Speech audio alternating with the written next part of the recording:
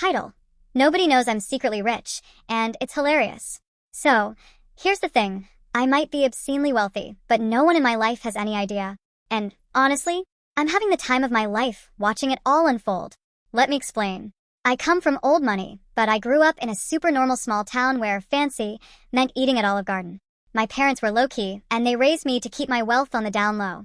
No flashy cars or designer clothes, just blend in. And I took it to heart.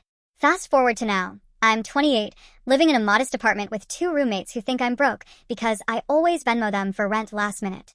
I drive a 2005 Honda Civic with a dent in the side that I refuse to fix because it still drives fine. I wear jeans from Walmart and act like Starbucks is a luxury. What they don't know is that I own 3 houses, a yacht, and have a net worth that would make their heads explode. The thing is, I don't want to flex on anyone. I like being low-key. But sometimes, the situations I find myself in are so ridiculous, I can't help but laugh.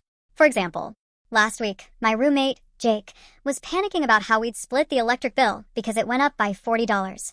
Dude, he said, you have to stop leaving your fan on when you leave the room. We can't afford this. I nodded solemnly, apologized, and Venmo'd him my share, all while sitting on a $10,000 couch I had delivered to one of my vacation homes. Another time, my friend Sarah was stressing about her car breaking down. She was trying to sell her PS5 to cover repairs, so I found $500 in my coat pocket and gave it to her, saying, I totally forgot about this old bonus from work. She cried, and I felt a little guilty, but also kind of like Santa Claus. And then there's my boss. Oh boy. I work at a small marketing firm where I earn a humble salary. Last Friday, my boss called me into her office and said, I know you've been struggling financially, so I fought to get you a $1 per hour raise. She looked so proud, and I almost lost it trying to keep a straight face.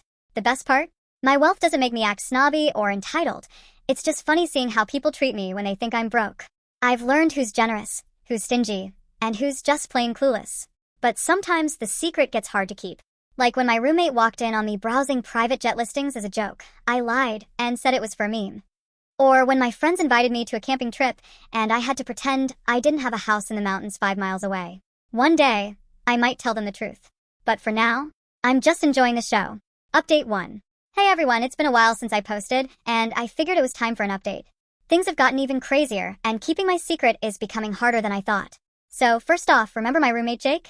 The one who was freaking out over the $40 electric bill? Well, he recently decided to throw a birthday party for himself, and it was, let's just say, very budget conscious. I wanted to do something nice for him, so I anonymously hired a taco truck to show up and feed everyone for free. You should have seen his face. He thought some mystery stranger had gifted him the best birthday ever.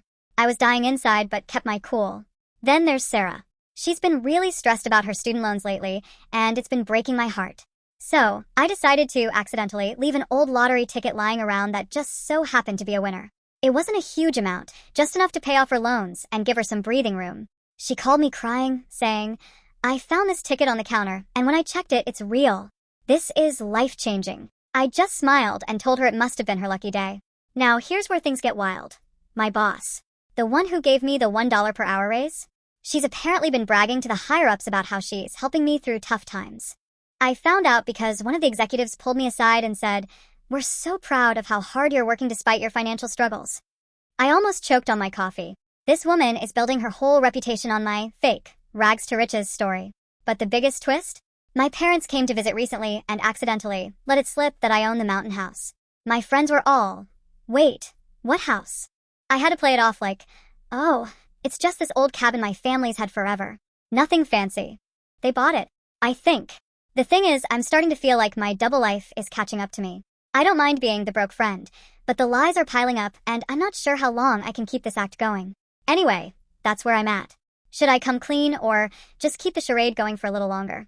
So yeah, I'm the guy who's secretly rich, and I've been living a double life as the broke friend. It's been fun, but I think I might have taken it too far this time. A few months ago, I moved into a new apartment with my 2 best friends. It's not a fancy place. It's your standard, young people struggling to make rent vibe. I play the part perfectly.